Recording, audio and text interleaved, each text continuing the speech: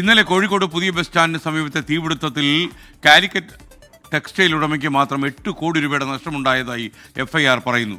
മറ്റു പ്രമുഖ സ്ഥാപനങ്ങൾക്കും വാഹനങ്ങൾക്കും തീപിടിച്ചുവെന്നും ഇതിന്റെ നഷ്ടം കണ്ടെത്താൻ കഴിഞ്ഞിട്ടില്ലെന്നും എഫ്ഐആറിൽ. രാഹുൽ സുരേഷ് കോഴിക്കോട് നിന്ന് ചേരുന്നു. രാഹുൽ പറയൂ. SKN കാലിക്കറ്റ് ടെക്സ്റ്റൈൽസിന്റെ ഗോഡൌൺ ആണ് ഇന്നലെ ഉണ്ടായ തീപിടുത്തത്തിൽ കത്തി നശിച്ചത്. അതിന്റെ ഉടമയായിട്ടുള്ള ഷിബുലാലാണ് പോലീസിൽ പരാതി നൽകിയിട്ടുള്ളത്. കസബ പോലീസിനാണ് അദ്ദേഹം പരാതി നൽകിയത്. ആ പരാതി പ്രകാരം രജിസ്റ്റർ ചെയ്ത എഫ്ഐആറിലാണ് ഈ സുപ്രധാന കാര്യം പറയുന്നത്. അതായത് കാലിക്കറ്റ് ടെക്സ്റ്റൈൽസിന് മാത്രം 8 കോടി രൂപയുടെ നഷ്ടം സംഭവിച്ചു എന്നാണ് പ്രാഥമികമായി രേഖപ്പെടുത്തിയിരിക്കുന്ന കേസിൽ അതുമായി ബന്ധപ്പെട്ട് എടുത്തിരിക്കുന്ന എഫ്ഐആറിൽ പറയുന്നത്. അതുകൂടാതെ തന്നെ 4 പ്രമുഖ സ്ഥാപനങ്ങളും അതുകൂടാതെ ചെറിയ കടകളും കത്തി നശിച്ചിട്ടുണ്ട്.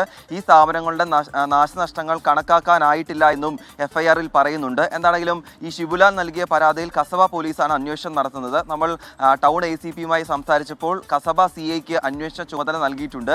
ഈ തീപിടുത്ത കാരണം എന്താണെന്നതിൽ അന്വേഷണം നടത്താനാണ് നിലവിൽ തീരുമാനം. അത് കണ്ടെത്തണമെന്നുമാണ് ഈ പരാതിയിൽ പറയുന്നതും SKN.